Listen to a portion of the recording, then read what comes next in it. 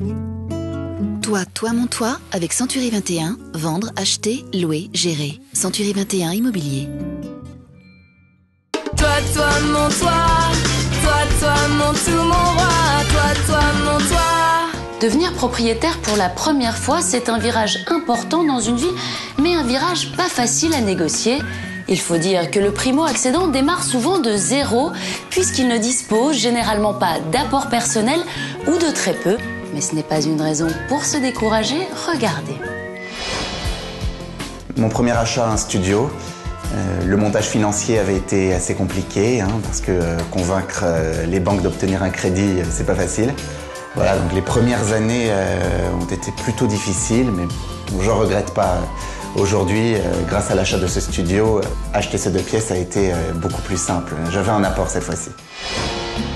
Tout comme Nicolas, sachez qu'en France, en moyenne, le premier achat s'effectue avant 35 ans.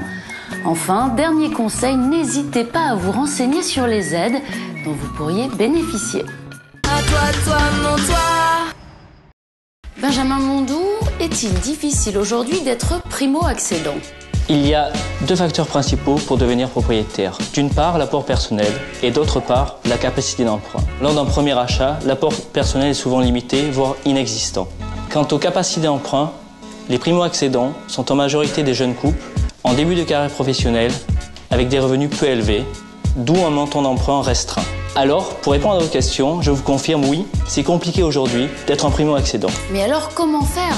C'est vrai, devenir propriétaire pour la première fois implique des concessions, une surface réduite, un éloignement.